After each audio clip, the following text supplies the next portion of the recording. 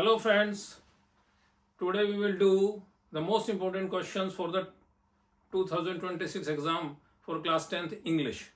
सबसे पहले बेटा हम शुरू करते हैं सेक्शन सी के क्वेश्चन नंबर 8 से, जिसमें आपको क्वेश्चन अटेम्प्ट करने होते हैं। सेक्शन सी में जो शॉर्ट आंसर क्वेश्चन हैं ये हमारे पास आते हैं एनी 4 फ्रॉम 5। तो जो मोस्ट इम्पोर्टेंट क्वेश्चन है वो आने की पॉसिबिलिटी है जो ग्लिम्पसेस ऑफ इंडिया में से, एंड देन एनी फ्रैंक में से, and then from Valli, madam rides the bus, and footprints without feet जो ग्रिफिन का चैप्टर है, एंड उसके बाद है हरि सिंह जो हमारी चैप्टर में दिया हुआ है ए थीफ स्टोरी में। तो सबसे जो इम्पोर्टेंट क्वेश्चन बन रहे हैं वो इसमें वो ये है कि क्वेश्चन नंबर 1 हम देखते हैं सेक्शन सी के क्वेश्चन नंबर 8 में। क्वेश्चन नंबर 8 में आएंगे, इसमें you have to do any 4। ठीक है, अब जो इम्पोर्टेंट क्वेश्चन वैसे तो 10-12 बन रहे हैं, लेकिन मैं जो आपको इम्पोर्टेंट बता रहा हूं वो एज पर लास्ट ईयर के क्वेश्चन पेपर्स के अकॉर्डिंग है कि ये मोस्ट इंपोर्टेंट लग रहे हैं। तो what according to Rajvir was the Indian legend about the origin of tea. तो ये जो टी की 2 स्टोरीज हैं आपको बतानी, एक बोधि धर्मा वाली और एक जो चाइनीज एम्परर वाली, वो इसमें स्टोरी में लिख देना है। 40 to 50 वर्ड्स में आंसर देना है। Then why did anything paper had more patience than people. और ये बहुत ही आसान चैप्टर है जो एनी फ्रैंक का है, और इसमें ये मोस्ट इंपोर्टेंट क्वेश्चन बन रहा है। Then Valli strength and decisiveness is excellent in planning. ये आपको डिस्कस करना है कि वल्ली ने कैसे जो है अपनी बस की ट्रेवलिंग को पूरी तरीके से प्लान किया, पैसे जोड़े और उसके बाद उसने उसको एग्जीक्यूट कर दिया प्लान को। Griffin lawlessness disgrace is brilliance as a scientist. ये जो चैप्टर है फुटप्रिंट्स विदाउट फीट में, जो ब्रिलियंट साइंटिस्ट होने के बावजूद ग्रिफिन ने कैसे क्लर्जीमैन को, कैसे स्टोर कीपर को, और कैसे जो कि ड्रामा हाउस में जाके लोगों को पीटा मारा, और उससे उसकी जो ब्रिलियंस थी, जो उसने अपनी इनविजिबल होने की मेडिसिन बनाई थी, वो उसकी सारी डिफेम हो गई। ये आपको करना है। And why did Hari Singh return to Anil's house. ये बहुत ही इंपॉर्टेंट क्वेश्चन है, इस पे इम्प्लीमेंटेड और भी क्वेश्चन पूछे जा सकते हैं इस चैप्टर में से। ये एक आपको सिर्फ हिंट है कि हरि सिंह वापस क्यों आ गया था, हरि सिंह वापस आया था तो उसका क्या फायदा था, क्या मोटिव था, ये आपको इसमें बताना है। ओके स्टूडेंट्स, अब देखते हैं क्वेश्चन नंबर 9, जिसमें आपको आउट ऑफ 3 2 क्वेश्चंस करने होते हैं और 3 मार्क्स ईच। लेकिन जो मैंने क्वेश्चंस हैं वो जो मोस्ट इंपोर्टेंट आने वाले हो सकते हैं, या इनकी रिजेम्बलेंस में या इनके आसपास के क्वेश्चंस आ सकते हैं। तो ये 6 क्वेश्चंस दिए हैं और इनको आपको करना है। मैं थोड़ा सा एक्सप्लेन कर दूंगा। जो पहला क्वेश्चन है वो भोली में से है। Despite his wives refusal Ramlal still send भोली टू स्कूल। एलेबरेट। उसमें क्या है कि रामलाल ने अपनी बेटी को तहसीलदार के दबाव में आकर स्कूल भेजा था, अदरवाइज वहां पर ऐसा कस्टम नहीं था कि जो गर्ल्स थी उनको स्कूल भेजा जाता, तो वो आपको लिखना है। दूसरा, why did Matilda suffer due to fake necklace. इसमें कई क्वेश्चंस बनते हैं कि नेकलेस की वजह से जो भी मैटिल्डा की सफरिंग थी वो क्यों हुई, कितने उसे 10 इयर्स तक जो है झेलना पड़ा। ये सारे इससे इम्प्लीकेशन में इसके क्वेश्चंस आ सकते हैं। तीसरा है, doctor Herriot knew his patients as well their owners really well elaborate. वो मिसेस पेम्फ्रे को अच्छे से जानता था, और वो ये भी जानता था कि वो ट्रिकी को इतना खिलाती है कि वो ट्रिकी कभी ठीक नहीं हो सकता। उसी तरीके से डॉक्टर हैरियट ने उसका ट्रीटमेंट किया और उसको अपनी सर्जरी में ले गया। तो ये सर्जरी की इंपॉर्टेंस भी आ सकती है, साथ में डॉक्टर हैरियट के जो पेशेंट्स को जानने का नॉलेज है उसका भी क्वेश्चन आ सकता है। Then why was Mrs Hall excuse defence strange Griffin strange habits and irritable temper. तो उसमें क्या है कि जो ग्रिफिन का वहां पर रहना, उसके घर में मिसेस हॉल के एज ए गेस्ट, और वहां पर जो उसकी पैसे देने की जो फर्स्ट उसने दे दिए थे वो भी ऑफ सीजन में, पेमेंट कर दी थी, इस वजह से मिसेस हॉल ने उसकी सारी जो गलतियां हैं वो एक्सक्यूज कर दी थी, ये बताना है। और कैसे वो इरिटेबल टेम्पल वाला जो साइंटिस्ट था उसको उसने रहने दिया। Next, how does think tank compare Martians with Earthlings. इसमें मार्शियन का जो है अर्थ के पीपल को कीड़े की तरह ट्रीट करने का जो कंपैरिजन है थिंक टैंक का, वो उसके बारे में बताना है। Then evaluate the validity of the adages values are caught not taught. तो एडेज क्या होता है, एडिज जो है वो किसी लोकोक्ति को या मुहावरे की तरह जो टर्म यूज की जाती है वो होती है। तो इसको आपको अनिल और हरि सिंह की रिलेशनशिप में बताना है। और इन्हीं चैप्टर्स में से और भी क्वेश्चंस आ सकते हैं, बट ये बहुत इंपॉर्टेंट है, आपको ये जरूर करके जाने हैं। नेक्स्ट हम देखते हैं कि क्वेश्चन नंबर 10 और 11 में क्या आ सकता है। जो क्वेश्चन हम देखेंगे 10 और 11 में, क्वेश्चन नंबर 10 में ये फर्स्ट फ्लाइट में से आता है।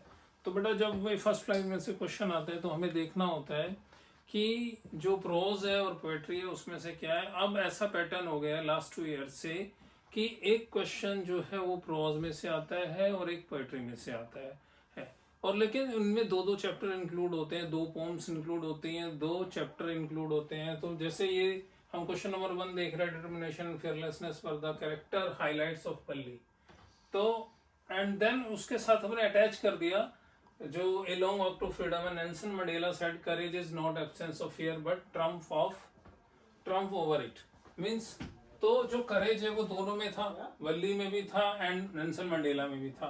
तो उनके करेज को हमें एलोबरेट करना है, कंपेयर करना है, कॉन्ट्रास्ट करना है, इस तरीके का क्वेश्चन है। फिर वो जो क्वेश्चन है, जो सेकंड क्वेश्चन होगा वो पोम्स में से होगा। जैसे हम ये question number 4 examine the role of nature in the poems dust of snow and fog, और ये बहुत इंपॉर्टेंट है क्योंकि लास्ट 3 ईयर से ये पोम्स नहीं आ रही हैं और अब इन पोम्स में से क्वेश्चन जरूर बनेगा। ये आपको पैराग्राफ भी आ सकता है और आपको इसमें क्वेश्चन भी आ सकता है। देन नेक्स्ट क्वेश्चन है what distinguishes the portrayal of the tiger in the poem A Tiger in the Zoo and from the depiction of the tiger in the poem How to Tell Wild Animals। दोनों में जो है tigers की story है और tiger को जो उनका नेचर है और उनका बिहेवियर है उसको एग्जामिन करके डिस्टिंग्विश करना है। तो ऐसा क्वेश्चन नंबर 11 में आता है। तो आपको देखना है कि हमको ये कैसे करना है। अब देखेंगे हम जो हमारी फुटप्रिंट्स विदाउट फीट है उसमें से 2 क्वेश्चन आएंगे और उनमें से हमें और में एक क्वेश्चन करना होगा। जैसे analyse and evaluate role of faith in the letter to the god and sermon at Benares, या compare and contrast the role of faith between the young seagull from the 2 stories about flying and Lencho from a letter to god. तो ये comparison आपको 2-2 chapters में से मिलेगा और कोई भी इंक्लूड हो सकता है। जैसे अब 2 स्टोरीज ऑफ फ्लाइंग में उसमें पायलट का भी पूछ सकते हैं और उसमें जो यंग सीगल था उसका भी पूछ सकते हैं। ऐसे लेटर टू गॉड है, इसमें क्वेश्चन फेथ का है तो इसमें सरमन एट बनारस में किसा गोमती के फेस जो फेथ है उसके बारे में भी पूछ सकते हैं। तो ये थोड़ा जो क्वेश्चंस का पैटर्न है वो चेंज हो गया है। तो आपको इन क्वेश्चंस को रटना नहीं है, बिल्कुल समझ के फुली अंडरस्टैंडिंग के साथ इसको करना है। ठीक है, तो ये आपके क्वेश्चन नंबर 11 और 10 है, ये इसी टाइप से आएंगे और इनको आप प्रैक्टिस कर लीजिएगा और ये बहुत मोस्ट इंपॉर्टेंट है। अब हम चलेंगे सेक्शन जो इसके पार्ट बचे हुए हैं। सेक्शन सी के फर्स्ट पार्ट में आप देखेंगे कि जो लिटरेचर है उसमें से आपके पैसेजेस आते हैं और एक्सट्रैक्ट आता है पोएट्री में से। तो ये दोनों बुक्स में आता है, फर्स्ट फ्लाइट और फुटप्रिंट विदाउट फीट में। तो प्रोज है उसमें ऑप्शन होती है, एक जो पैरा है वो फर्स्ट फ्लाइट में से होता है और दूसरा पैरा जो है वो फुटप्रिंट विदाउट फीट में से होता है। अभी मैंने फर्स्ट फ्लाइट के पैराग्राफ्स लिखे हैं, तो ये जो मोस्ट इंपॉर्टेंट है और इनके आसपास के पैराग्राफ भी आ सकते हैं। तो आपको देख लेना है, इसका स्क्रीनशॉट ले लो, मैं हट जाता हूँ ताकि आप इसका स्क्रीनशॉट ले लें एक बार, उसके बाद में आपको ये एक्सप्लेन करूंगा। ठीक है, ले लिया बेटा स्क्रीनशॉट। तो अब आप देखो हिज फर्स्ट फ्लाइट में से द डे बिफोर एंड ये जब है कवर्ड आइस तक जाएगा, ये आपको देखना है। और इसमें सीगल वाला है और जो इसका सेकंड पार्ट है द ब्लैक एरोप्लेन, उसमें से आपको लेना है I could not and no answer. जब वो फंस गया था ब्लैक क्लाउड्स में, तो उस टाइम का पैराग्राफ है ये, वो लेना है। Then a baker from Goa में से अवर एल्डर्स, ये बहुत ही इंपॉर्टेंट पैराग्राफ है और बहुत ही इसका पैराग्राफ जो है कई बार एग्जाम में पूछा जाता है। Then the sermon at Benares not from से लेके देयर सॉरो तक, ये आपको खुद ढूंढने हैं बुक में, उसमें चैप्टर में देख लेना, और ये बहुत इंपॉर्टेंट है। इसके बाद आएंगे हम पोएट्री एक्सट्रैक्ट पर। पोएट्री के जो एक्सट्रैक्ट हैं वो बहुत इंपॉर्टेंट हैं। ये वाले जो मैंने दिए हैं, dust of snow, fire and ice and fog, ये तीनों बहुत इंपॉर्टेंट हैं। लास्ट 3 ईयर्स से इनमें से नहीं आया, तो इनमें से आने की बहुत ज़्यादा पॉसिबिलिटी है कि ये दोनों 8 लाइन्स की पोएम है, और ये जो फॉग है ये तो बहुत ही छोटी पोएम है। तो आपको करना क्या है, इसको पूरी तरीके से आप देख लेना है कि इसमें फिगर ऑफ स्पीच क्या यूज हुए हैं। डस्ट ऑफ स्नो में जो स्नो है वो किसको सिंबलाइज कर लिया है, फायर किसको सिंबलाइज कर लिया है, आइज किसको सिंबलाइज कर रही है। इस तरीके से आपको इनको आंसरिंग में यूज करना है, और ये जो पोएट्री के एक्सट्रैक्ट है बहुत इंपॉर्टेंट है। उसके बाद इसमें द बॉल पोएम का सेकंड इंपॉर्टेंट है, what is the boy and then fixes the boy, जो उसको टेरर हो गया था, वो ट्रेवलिंग कर रहा था, उसको उसके वो एपिस्टेमोलॉजी ऑफ लॉस समझ आ गई थी। Then Amanda don't bite your nail Amanda and she is drifting like a mermaid blissfully, तो ये वाला आपको एक्सट्रैक्ट कर लेना है। देन लास्ट में जो ट्रीज के 2 एक्सट्रैक्ट लिखे हैं मैंने इसमें, आई सीट से लेके द स्काई स्टिल ओपन तक, and then the forest and why the forest, और ये शैडो, मून का शैडो किस तरीके से आया था उसमें, उसके बारे में आपको पूरा जो है डिटेल में पढ़ लेना है, और ये बहुत इंपॉर्टेंट है, इनमें से आ सकते हैं। देन अब हम देखते हैं कि जो फुटप्रिंट विदाउट फीट में से कौन से पैराग्राफ आ सकते हैं, उसके बाद हम नेक्स्ट सेक्शन पे चलेंगे। देखो बेटा, फुटप्रिंट्स विदाउट फीट के एक्सट्रैक्ट्स में जो मोस्ट इंपॉर्टेंट बन रहे हैं वो मैंने यहाँ बता दिए हैं। इनके अलावा या इनके आगे पीछे के भी आ सकते हैं, तो एक स्क्रीनशॉट ले लो आप इसका और उसको बुक्स में ढूंढ लेना। तो ए ट्रांस ऑफ सर्जरी में से I think I will dash dash dash smile, the midnight visitor में Max dash dash window, and footprints without feet में 2 बॉयज जो उन्होंने अचानक ही देख लिए थे फुट मार्क्स बनते हुए मड में वो, एंड द नेकलेस में she suffered and dash dash she is meant for luxuries. तो ये है। इसके बाद लास्ट है मेकिंग ऑफ अ साइंटिस्ट में एवराइड्स ने बटरफ्लाइज कैसे किया था, रिचर्ड एवराइड से शुरू होता है पैराग्राफ और बटरफ्लाइज तक जाता है। ठीक है, ये आपको करना है। तो इनको करने के इनकी जो पॉसिबिलिटी है बहुत ज़्यादा है, इसके अलावा भी आ सकते हैं दूसरे भी, बट इनको सबसे पहले करके जाइएगा। इसके बाद क्वेश्चन 4th और 5th, ये आपका सेक्शन बी है राइटिंग का।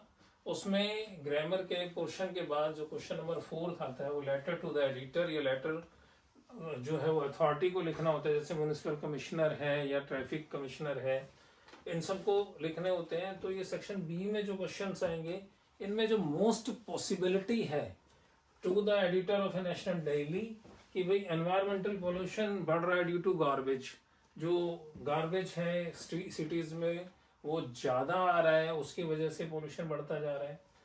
जो डीप कंसर्न है about increasing wastage of water, जो इंडस्ट्रीज में वाटर यूज हो रहा है या जो वाटर को वेस्ट कर रहे हैं या डायरेक्ट जो है डंपिंग कर रहे हैं सीवेज की, वो अथॉरिटी को भी आ सकता है और टू द एडिटर को भी आ सकता है, या द नेशनल डेली। और नेशनल डेली का मतलब, national daily is not the name of A newspaper. आपको जो भी नेशनल लेवल पे न्यूज़पेपर पब्लिश होते हैं उनमें से किसी का नाम लिख देना है। आप बिल्कुल एग्जाम में ये गलती मत करके आना कि टू द एडिटर फिर नीचे लिख दो नेशनल डेली, ऐसा नहीं है। आपको न्यूज़पेपर का नाम लिखना है। अगर क्वेश्चन में न्यूज़पेपर का नाम नहीं दिया हुआ है, वो नेशनल डेली ही लिखते हैं, तो आप times of India, Hindustan times, the Hindu, the statesman, the Indian express किसी को भी यूज कर सकते हैं।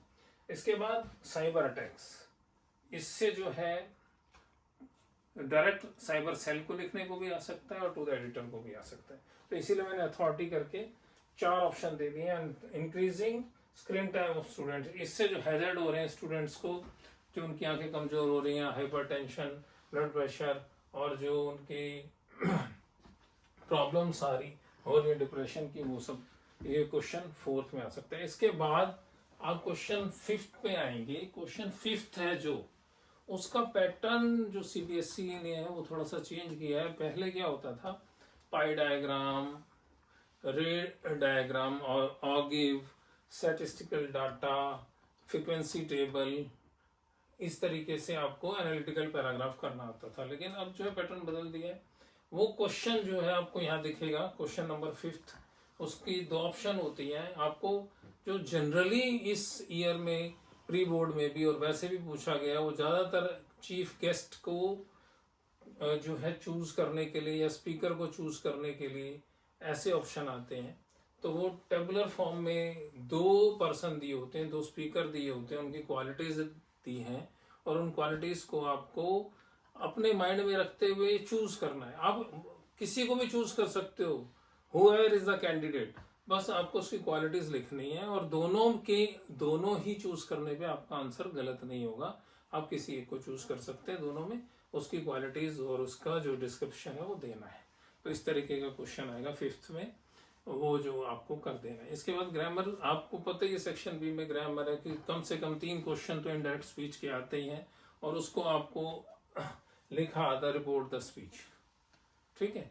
तो इसके बाद जो है आपको पीपी एक्ट मैंने बता रखा है कि प्रीपोजिशन, पर्सन, वर्ब की फॉर्म, टेंस, और ये मॉडल्स, इस तरीके के क्वेश्चन जो है वो आते हैं, तो उनको आपको करके आना है। फिर हम अनसीन पैसेजेस पर आ जाते हैं। अनसीन पैसेजेस जो है वो लास्ट ईयर सैफरन पे आया था। तो इस तरीके से कोई भी टॉपिक उठाया जा सकता है, जो टॉपिक आपको डिस्क्रिप्टिव हो सकता है उसको आपको करना पड़ सकता है, तो आप उसको करिएगा। कुछ प्रैक्टिस करके जाइएगा इस तरीके से कि आपको जो कम से कम टाइम लगे और आप एग्जाम को अच्छे से कर सकें। घबराना बिल्कुल नहीं है, कोई स्ट्रेस नहीं लेना है। एग्जाम हमेशा आते रहते लाइफ में।